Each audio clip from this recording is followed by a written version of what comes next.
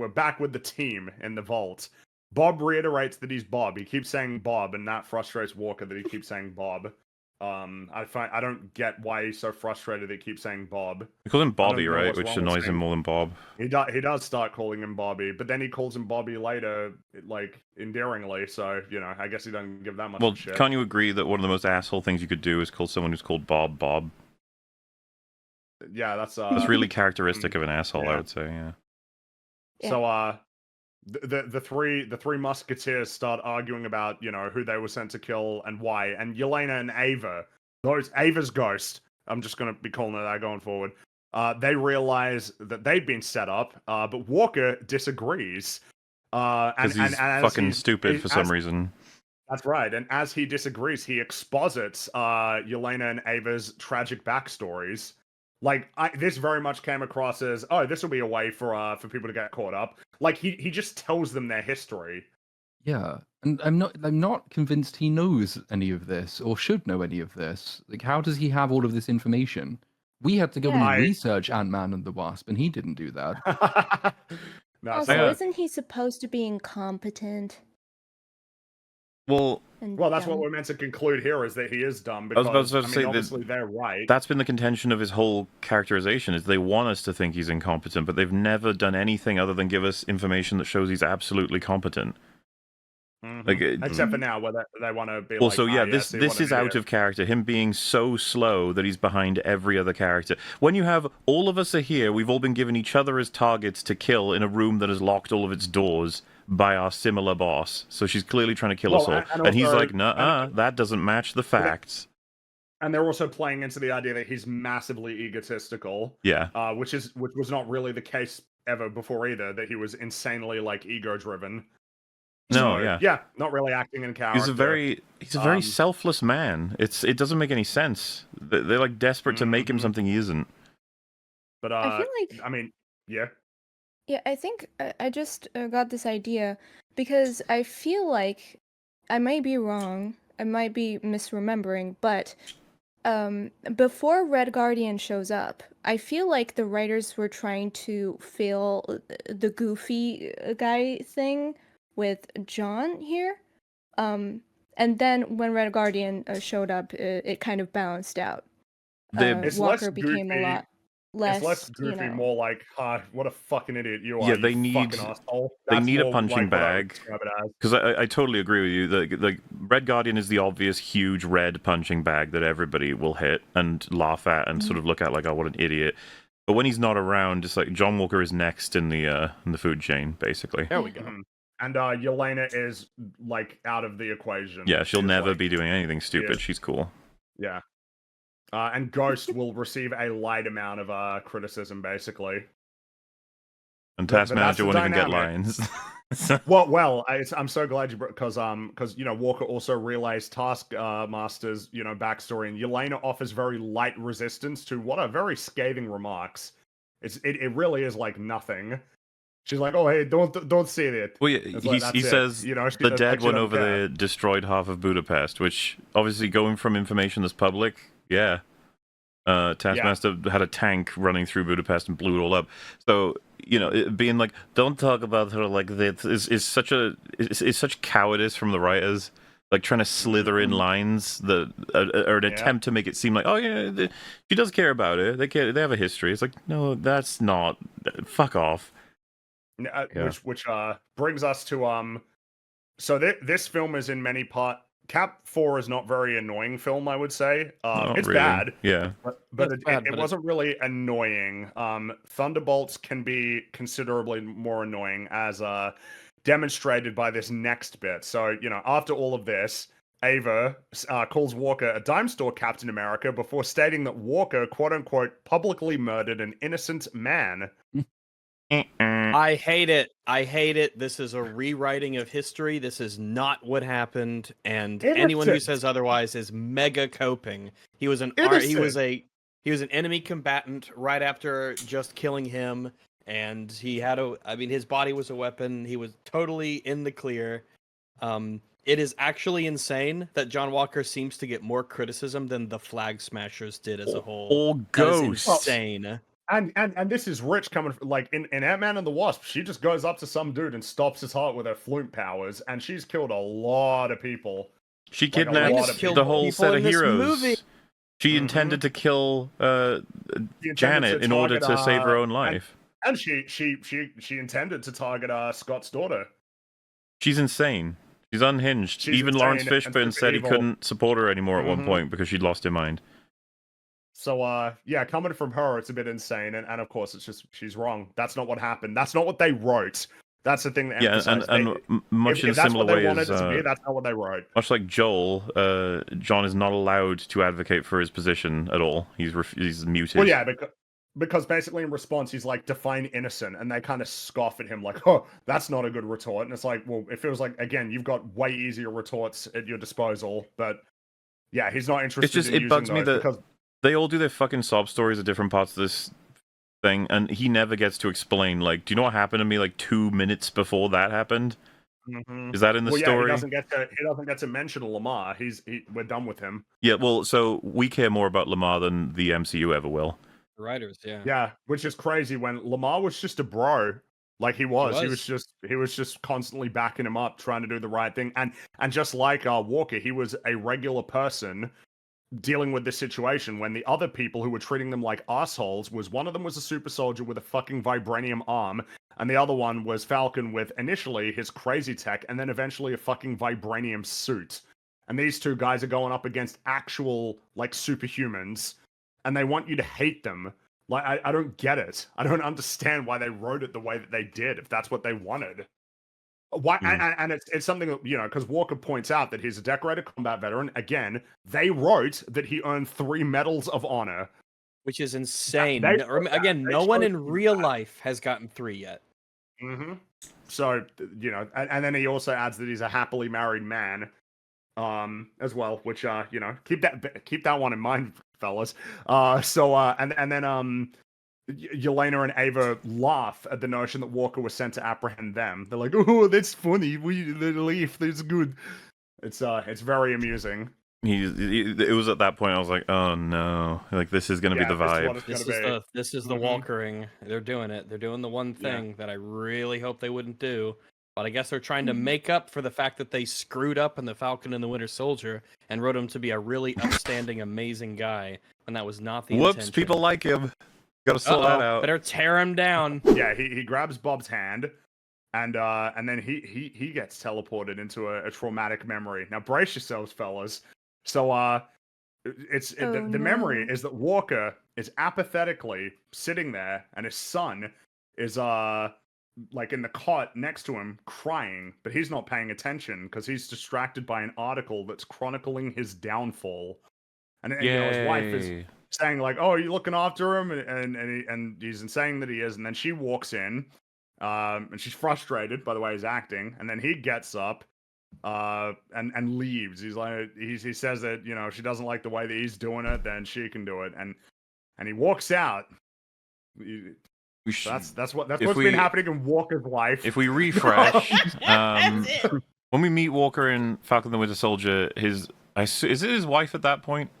I assume it is. I believe so. Yeah. In any case, they're very his fiance. I think it might be his fiance at that. That would make some sense. But very happy together, very supportive, caring, loving, and his relationship with Lamar is the best friend stereotype. Like it's all very healthy, happy, and good. And as we've argued before, there's lots of aspects of his life that are all basically telling of a very good man trying to make the best that he can in the world, and then the show, primarily Bucky and Falcon, do everything they can to tear him down, as well as the plot. It's very weird to watch unfold. But it does end with some hope, you know, that he's going to be able to do, as mentioned by Platoon, it is sold to him as he can do work for his country. And his wife is trying to help him through all of this insanity.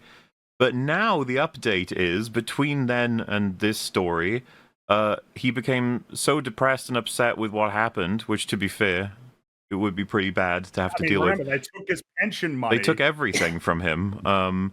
That he, like, I need to be clear because this is a little bit dicey, but yeah, he was distracted by staring at an article that summarizes the destruction of his legacy, I would put it. And his wife is pissed off with him because the kid isn't being, I guess, stared at.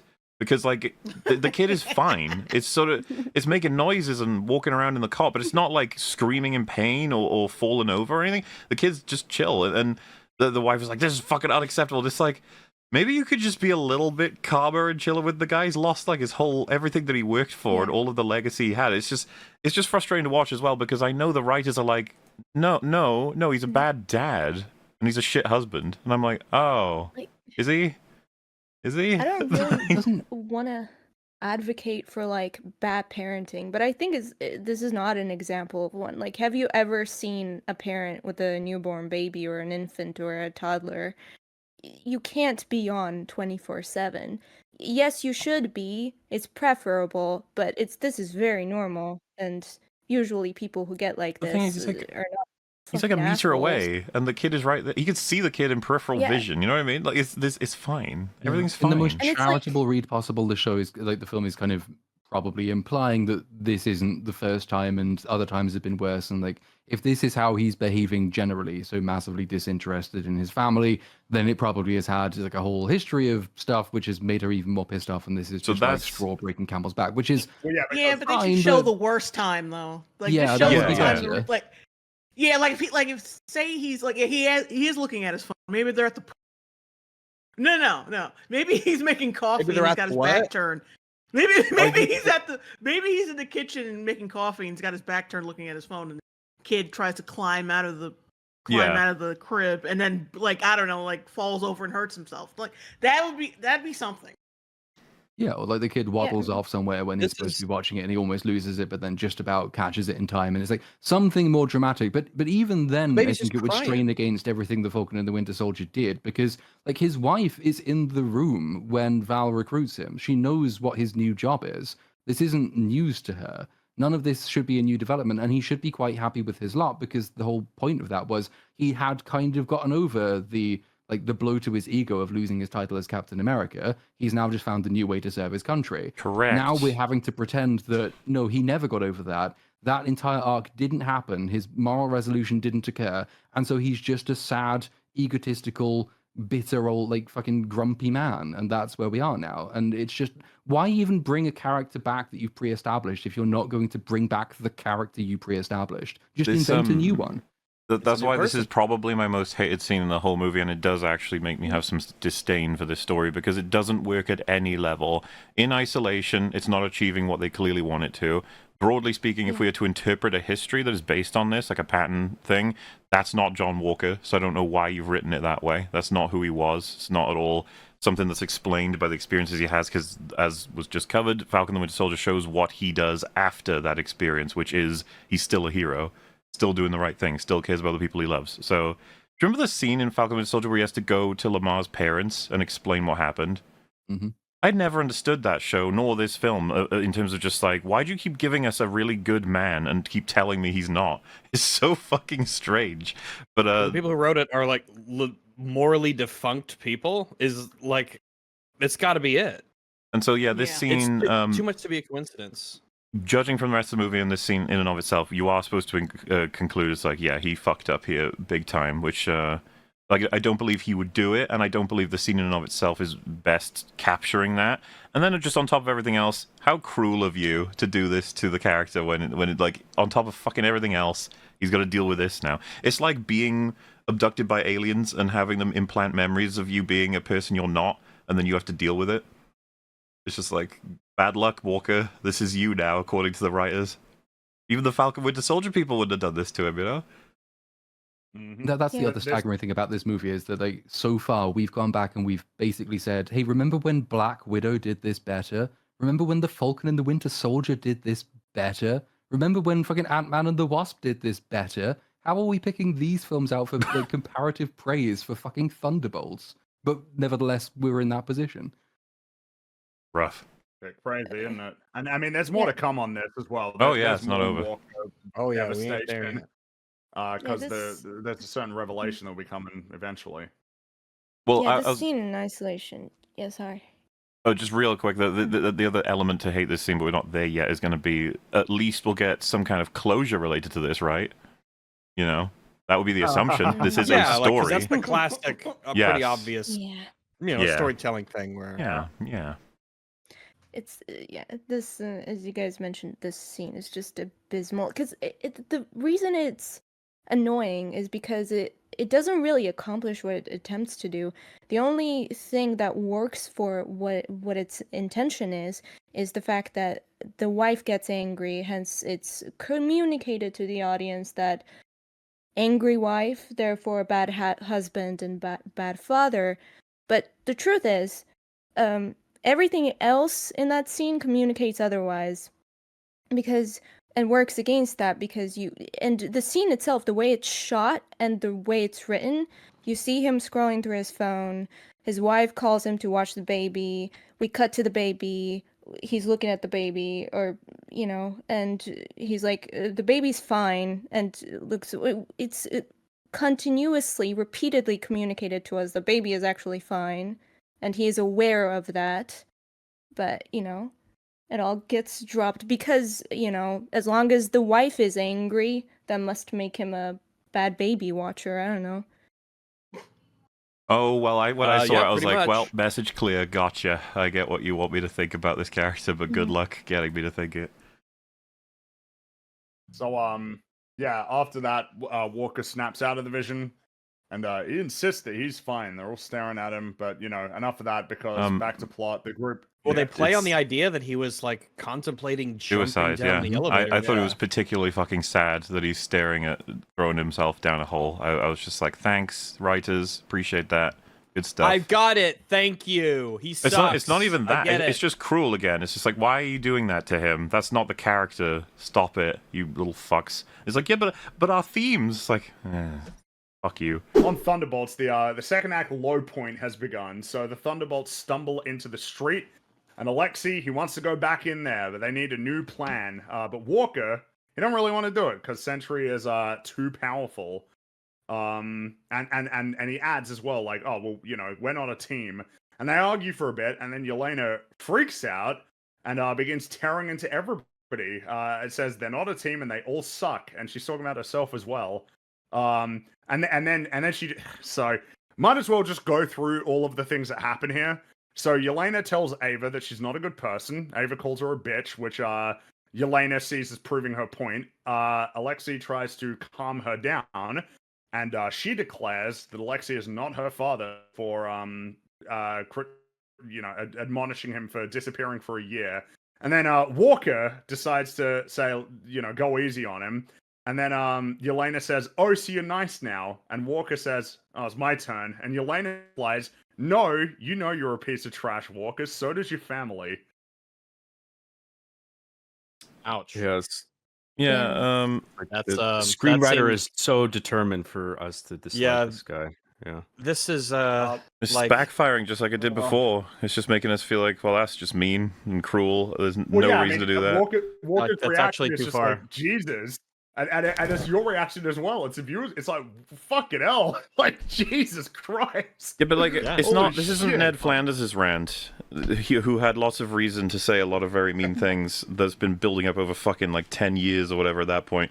This is more, Yelena, you just like took a shot there with like zero reason at all. You're clearly mad, sure, but like, why would you prompt it off a line that was like protective from Walker instead of having him say like, would you calm down, you crazy psycho, or something like that? Yeah, well, I'm glad you brought up the Ned Flanders one, because every single, Marge says like, well, everybody tried their best. Like, well, my family can't live in good intentions, Marge. And then Bart chiming in like, hey, back up. Oh, okay, dude.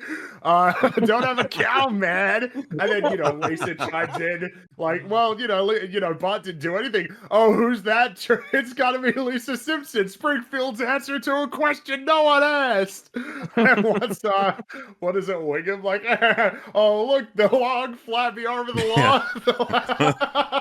Like, it's funny because he picks on Mo, who doesn't say anything. Oh, and Lenny, as for you, I don't know who you are, but I'm sure you're a jerk. Hey, funny. What's going on? But yes, there's a different thing. You ugly, hate-filled man. That's what he says to Mo. Part of the reason why it's so cathartic is because it's easy. Ned Flanders is like the most reliably nice person in Springfield. So when he loses his shit, It's like, oh fuck, and it feels like he's in a position to say all of these things about these characters because Ned Flanders is like a really great guy, and is considerably less flawed, or at least those flaws don't hurt people in the same way that it tends to with a lot of other characters in Springfield. Meanwhile, in this case, it is a little awkward for Yelena to acknowledge that they all suck, including herself, but like the most scathing remark is reserved for Walker. It's a it's a really shitty thing to say. And his reaction should be everybody's reaction, which is like, Jesus Christ. Like, it's so unnecessary. The particular vulnerability, and he was being friendly. It doesn't it just doesn't track. But the one way you can pull this back, and I would still be complaining if they did this, but they don't, is for her to apologize to him and for there to be closure for this later. Those scenes don't exist. Doesn't happen. This is actually considering the both of them have their own familial issues for, their own reasons, and that could be something that maybe they sort of accept and bring up to one another. Yeah. Like support each other. Yeah, but nah. Yeah. The writers can't get over themselves. Like I said, there's two modes for Walker, and they're not compatible, and this is back to that shit mode where it's like, you're a horrible person. It's like, he's clearly not, but okay. What did he do to prove himself to be horrible? His entire movie. Well, I was just going to ask, I'm curious what the roots of this are, like, without wanting to go on too much of a tangent on, like, I never watched Falcon and the Winter Soldier other than, like, maybe the first 2 episodes or something. I don't think I got as far as introducing the John Walker character, but I'm wondering, like, did the screenwriters intend to write a character that was supposed to not be sympathized with, but audiences ended up liking him anyway? So the easiest way to explain it is that you would know that in Endgame, Cap gives Sam the shield, which people can debate over that choice and everything, but he gave him the shield. At the beginning of Falcon and the Winter Soldier, Sam decides to retire the shield. And then, like, the US government decides to create a new Captain America, and they pick John Walker. And when it is introduced, right at the start, it's presented as negative. Before he's even opened his mouth, it's presented as a negative thing. Like, they see it on the news, and both Sam and Bucky are like, is that the scene that went viral where he beats the shit out of a guy and there's the blood on the shield? No, that's later. That's later, it's like, it's on TV, they announce him, he shows up, he's wearing the shield, he's got the uniform.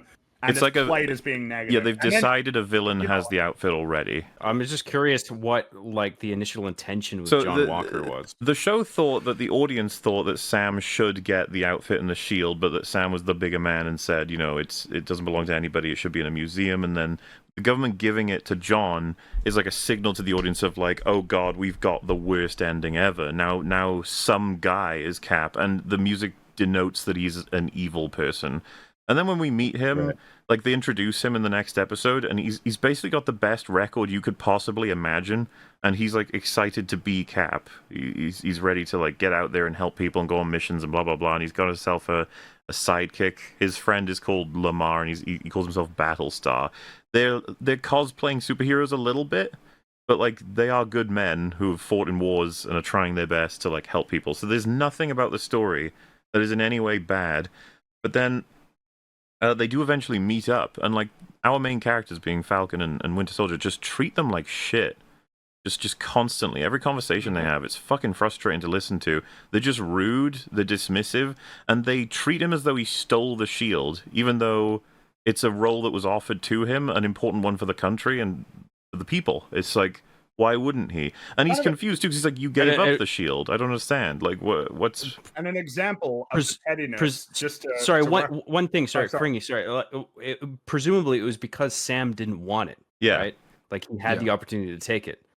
And it was just like, oh, well, we're going to give it to somebody. We'll give it to this guy who actually wants it. Yeah. Instead of putting it in a museum or whatever. Yeah, pretty much. But something that's worth noting in terms of the nature of the pettiness is that they do have a conversation where Walker says, it'd be good to have Cap's wingman, like, helping me. And that, like, offends Sam. Yeah. But it's true. He was his wingman, and literally a wingman. But, like, that was enough for him to be like, all right, fuck you, Walker. Like, we're not going to work with you. And then they meet up one last time. And finally, Walker tells him, like, fuck off. Don't, like, fuck with me then, basically. Like, back off and let me do my Yeah, they thing. lie And to this him, plate is subvert sinister, him, like, and screw up his shit. mission. Like everything they do is at some points like seemingly deliberately anti him for no reason. All he's ever done is try to be nice to them, try to work with them, and he gets tired of it. He's like, enough. You guys like fuck me over all the time. And so they begrudgingly somewhat work together on certain missions going forward, but that's when, you know, the thing happens with his friend, and he kills the terrorist on live stream, I guess, with spooky music and blood, and that's what gets him completely ruined, which, up to this point, because you know the pressure of being a Cap that has no super serum, by the way, because he doesn't throughout most of that story, it's huge, and they show several scenes of him trying to deal with it, and it's just like, I think they want you to think, like, look at this guy, so insecure because people don't just automatically love him. But when you watch the story, it's more, no, he's trying his best to fulfill a role that's basically the biggest shoes a normal man could ever try to fill, reasonably having the opportunity to. Because it's like, yeah, Captain America is like a soldier. I guess I could see the government installing a new man in the role, and that the weight of that is enormous because Cap saved the world several times. It's like, what are you going to do? And so, watching his story unfold, they accidentally created just a human who has... Well, and then when you add the ending of his story, which is that basically Carly Morgenthau is the villain, and she's like a psycho. She's unhinged. And part of her plan is to get a whole bunch of like world leaders. They get him in a truck, and they're going to try and kill him. Position where the truck is teetering like over a construction site, where if it's going to fall, you know, they're all going to die. And Walker is put in a position where he has a choice before him, which is that he can pursue Carly, he can go after her to try and get revenge for his friend, or he can ditch the shield and save the world leaders. And that's what he does. He tosses his he made a little metal Captain America shield. He tosses it down and then saves them. And because Carly is a psycho, she actively tries to stop him from doing that, jumping on him, getting him off there. But like, that's the point. You show him discarding the shield, proving that he deserves it. But the conclusion is, no, he doesn't. Like, he's a cunt. The sequence, because it's after he's dishonorably discharged and they've robbed everything of him and his whole legacy's destroyed, there's a little after-credit scene of him constructing his own Captain America shield, which could be construed as a bit unhinged and worrying, like, oh god, is he going to become like an obsessive Captain America that's going to, you know, be evil? And knowing U.S. agent as a story, it's like, yeah, maybe they'll go that direction, who knows? But like Frankie said, he's given that chance to choose revenge, or to choose himself, right, his own indulgence in what he wants, or to choose the selfless road. And they have him symbolically not only choose the selfless one, but to toss away the shield, which, by the way, he attached his 3 medals of honor to the inside of, so that whenever he's defending himself from anything, he would be staring at those medals to keep him going. You know what I mean? I was just like, how am I going to hate this guy? Like, how do you think that's going to happen? How do you accidentally write that? I don't know. I was just going to say, horrifically untalented and incompetent. It seems like such a baffling blind spot in writing and directing, where like you intended this one thing and you end up filming something that achieves almost the complete opposite effect. The additional irony as well is that all of the worst qualities that the show thinks are his are actually the qualities of Sam Wilson and Bucky. Like, they have all of the worst qualities that the show thinks belongs to John Walker. They're, you know, bitter, selfish, small-minded, arrogant, egotistical, all these things that make people be unfit to take up that shield. He doesn't really have any of those, but the characters we're supposed to idolize do. So it's not even that they do a bad job with John Walker, it's that they do a bad job by extension with everybody around him, which of course is now just continued into this fucking, I don't want to call it a story, but there isn't another word, story. Tends to be one. But it just invariably ends up, and the conversation around him has evolved over time from, man, this guy sucks, we hate him, and then a bunch of people, including us, were like, I don't hate him. I think he's kind of cool, actually. Yeah. Like, there's a lot of things to respect about him. Much more interesting story than... They wrote him to be an amazing character. Regardless of intention, that's what they wrote. As Freeman was saying, when he's trying to prevent that van full of like innocent people getting killed and he's attacked, it like he goes over the edge with it. Like, he basically fully commits to trying to save them. And it's Falcon who's at the other end with his fucking vibranium bullet immune, basically stakes immune uniform that makes it so that he can't lose against any of the actual enemies they provide him. And then he like boosts it back up, and the music swells, and the camera's obsessed. It's like, look at Falcon, the true hero of the story. But I'm just like, no, it was Walker. Walker's the reason that Falcon had the chance to do that. Falcon has all the technology. He's got to risk nothing. Walker had to put his back to all of the people who were willing to kill him to save people. Like, I don't understand why the writers don't know what they're up to, as like even remotely, but as time has moved on, Walker's just gained fans, as far as I can tell from online discussion. And every once in a while, someone will post, "What a monster, killed an innocent man, unarmed, blah, blah, blah." And then there'll just be another viral post on top being like, "Are you fucking serious? Like, seriously? Like, what's the scene?" Are you actually stupid? On the shield. Yes. Put It is a self-report. This is what bothered me about the Captain Falcon movie. He's so fucking stacked with abilities that I don't feel any of the sacrifice that most superheroes have to make. I'm just sort of like, eh. Well, Walker is an underdog persistently. Everybody shits on him. And he often has to fight against people who are more powerful. Going all the way back to Iron Man 1, just to activate the reactor, and she's like, "It'll kill you," and he says, "Just do it," because like he's got to stop Ironmonger. It's like, despite Iron Man's tech being way more advanced than your average, soldier or whatever, they still push him into a position where he's gonna have to sacrifice his life if he wants to be able to win the day. That sort of stuff. It's like, what was Falcon's for that? It's like, well, he has to blow up the Hulk, and then he sort of just talks him down. Yeah, the sacrifice is made by somebody else, right? The sacrifice is Falcon 2, and then you get that hilarious scene in the hospital where he says, "I always idolized you, Falcon, because you never cock up." And Sam says, "You're correct, I don't. I'm completely perfect." It's like, what? I think the lesson from this, though, is that really you should give characters to writers who hate them, because then they accidentally turn them into something good. It's when the writers really like them that they have a problem. Yeah, I was thinking the same thing. Yeah. I think it's almost as if the reason why Walker miraculously became a good character is because none of the writers felt compelled by reasons, perhaps meta reasons, to ensure that he was perfect. They had to actually treat him like a character 100%. with flaws. Meanwhile, when it's someone like Sam, they have this problem of like, but his can't be like actual things that significantly like impugn his moral character. They have to be like, "Man, I don't think I'm good enough."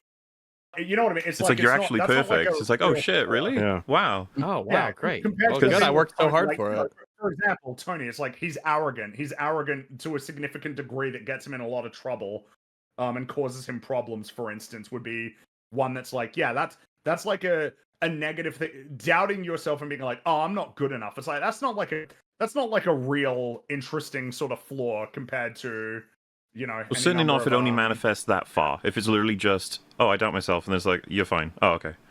Like, if that's as far as you're gonna go, because so many of the modern Marvel and Star Wars characters, like Disney, are really bad for this. All of the hero paragon characters all suck ass in pretty much the same way. They're not willing for them to have flaws. We were saying this about Yelena earlier. They couldn't make it so that she was the one that failed the relationship with her and her father, because it's like, well, whoa, that's not it. We don't do that for like our heroes. That's too bad a flaw. Meanwhile, if they had a character they hated and gave them that flaw, like they've tried to do with Walker, but this was like borderline inappropriate for him because he's quite the supportive family man, probably would have made audiences find them more endearing, right? Because it's just more realistic. Having characters that are just perfect all the time is fucking boring. Look at Captain Marvel. What is her flaw? It's like the best we could bust her is she's an ass. It seems like such a crazy incongruence between writing and product, where it seems like the writers had this intention of portraying this objectively bad character. But then, like, when you're describing Mahler, like this scene where on the inside of his shield he has the metal so he can look at it. Really, that was written into the script. So I guess they were going for some kind of like walking the tightrope of anti-hero, but erring on the side of wanting the audience to not like this character ultimately. But then they just did a bad job of walking the tightrope and then fell on the other side. Well, so you've gotten a dose of it from this film, from how I've seen it, like the arrogance and ego-driven aspects of him. That's what they want us to believe about him. But the problem is, most of the ways that manifest are either extremely clunky to the point of you just don't even buy it, like in this movie, or in Falcon the Winter Soldier, where it's more so you're just like, well, no, that's just kind of normal, man. Like, having the role of Captain America, trying your best to fulfill it, and then having people constantly make fun of you and not take you seriously, yeah, I mean, any normal person's going to get a little bit fucking agitated by that. And they treat it as though it's like a major flaw for him that almost turns him into a strict antagonist. It's like, what are you talking about? That's insane. Because the one part we didn't necessarily go over, John, you have to understand, it's like one of the worst things ever. His friend dies, and he goes to like a warehouse to basically, like try and understand the situation. He's fucking ruined. His friend's dead. He's killed the terrorist. Everyone watched him. Everyone's like judging him. But he's in there and he's trying to like get himself together after all the pressure of all that. Falcon and Winter Soldier just turn up and say, "Give us the shield, or we're going to take it from you." And he refuses. And then they break his arm and beat him half to death and take it off him, and he's left there. Yeah. How is that the move of the heroes? How did they write that? Oh boy. It's really like really when his arm breaks, yeah. it's very much a vibe of like, oh, finally we've got it. It's just like, what the fuck, man? Like, yeah. So wow. that's and I guess they're just maintaining that with this movie, right? They're doubling down. Yeah, we still want you to hate this guy. But like I said, they took it further in this one. They've made him, the shitty husband and shitty father, which is infinitely frustrating because I just don't buy it. And we see that all the time too. It's just like adding make him a shitty band-aids, father, so to husband. speak, to their shitty writing with the show, where it's just like, and he's a bad father, you guys. Dislike him if you haven't disliked him already. No, but I mean, we've got one coming up soon, but they give him moments that I'm just like, why does this mean not much to you, writers? You have him putting his life on the line to save people, which we've seen already several times, but for some reason that's like a +1, and then whenever they show him being like, fuck you to anybody, it's like -6. It's just like, what? How does that level out? What the hell? Yeah. Well, you know how words speak louder than actions. the old saying. Yeah. Right. It is a little bit like they've looked at the story of Job and concluded that Job is the villain of that story. It's like you put through every single trial imaginable, take absolutely everything away. The person retains effectively the same goodness and the same faith in humanity, still puts his life on the line, still carries on acting as though he otherwise would, which is supposed to be the story of the hero. And they've looked at that and thought, doesn't this make you hate him? Okay, we'll do some more. Do you hate him yet? Oh, you still don't? Fuck it. More. But you have to hate him because we need to send him on this journey where we can claim in some weird, perverse way to have redeemed a character who didn't really need redeeming in the first place. So we're going to keep throwing shit at the screen and onto the page until you all hate him. So then we can, in the very last minute, turn it around and say, oh, but look, with good writing, we've turned an irredeemable character into a hero. But you didn't, because your writing is shit and he was never a villain. Well, I think that compounding, like, it loses its effect after a while, and it starts achieving the opposite effect, where it's just like, I'm so aware now that you want me to hate this guy that it's just like, I kind of like him now out of spite. There is an angle on that as well, yeah. Because whenever they direct you with editing, lighting, music, in the complete opposite way of what the events are, you get a bit of a spiteful sort of like, no, actually, I disagree with you, music. You do whatever you want. Yeah.